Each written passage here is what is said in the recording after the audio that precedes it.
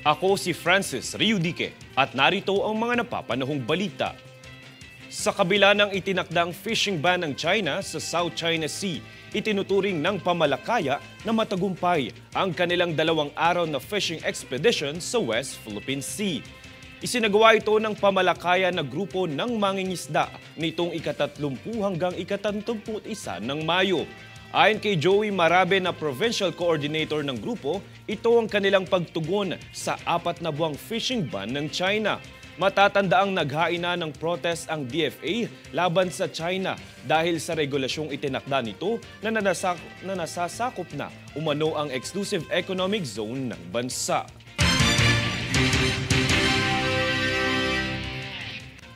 Idineklara ng Commission on Elections o COMELEC ang mga aktibidad na gaganapin para sa 2025 national at local polls. Magsisimula ang kampanyahan sa Enero hanggang Hunyo sa susunod na taon. Mas maagang makakaboto ang mga overseas Filipino kaysa sa mga local absentee voters na magaganap sa katapusan ng Abril. Inaasahang maganap naman sa ika-12 ng Mayo sa susunod na taon ang midterm elections.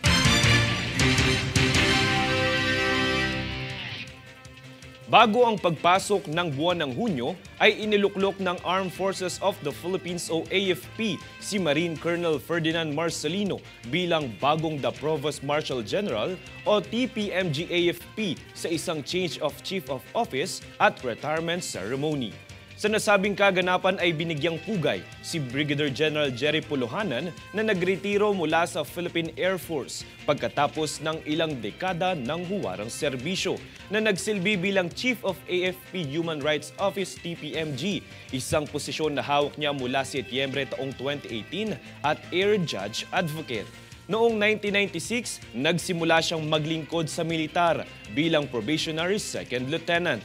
Samantala, si Colonel Marcelino ay miyembro ng Philippine Military Academy Bantaylaya Class of 1994 at isang kilalang intelligence officer na nagsilbi sa Intelligence Service AFP at Philippine Drug Enforcement Agency.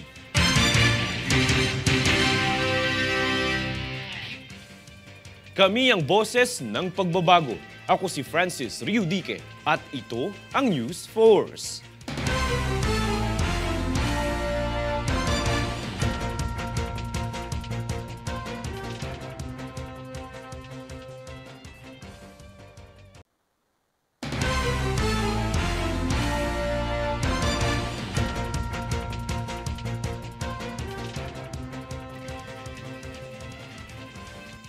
Ako si Francis Riudique at narito ang mga napapanahong balita. Mula sa 74 na probinsya, nasa 62 na lamang ang nakararanas ng matinding tagtuyot na dulot ng El Nino. Ito ay ayon sa tala ng Philippine Atmospheric, Geophysical and Astronomical Services Administration o PAGASA, kung saan nasa 12 lalawigan ang nabawas sa mga nakaranas ng epekto ng matinding init. Inaasahan pa na mababawasan ito, higit lalo ngayong opisyal nang idineklara ng PAGASA ang panahon ng tag-ulan.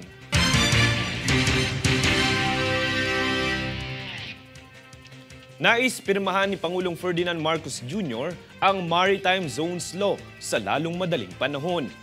Ito ang kanyang pahayag sa kanyang talumpati sa International Institute for Strategic Studies o IISS Shangri-La Dialogue sa Singapore.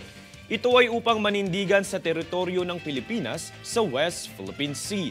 Ang Maritime Zones Law ay panukalang batas si Senator Francis Tolentino na magtatakda ng hangganan ng karapatan at teritoryo ng Pilipinas sa West Philippine Sea na naaayon sa UNCLOS.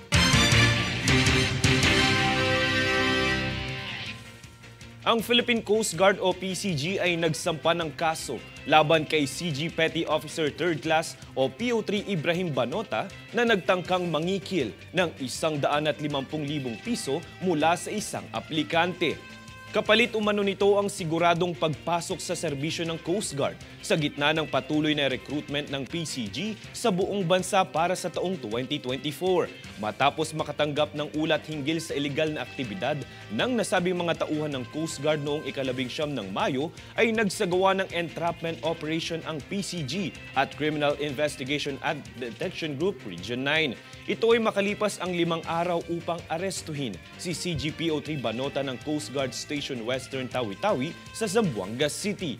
Samantala ay hinihikayat ng PCG ang mga aplikante at iba pang individual na mag-ulat ng mga iligal na aktibidad na may kaugnayan sa nationwide recruitment sa pamamagitan ng Coast Guard Human Resource Management Command para sa agaran at naaangkop na aksyon.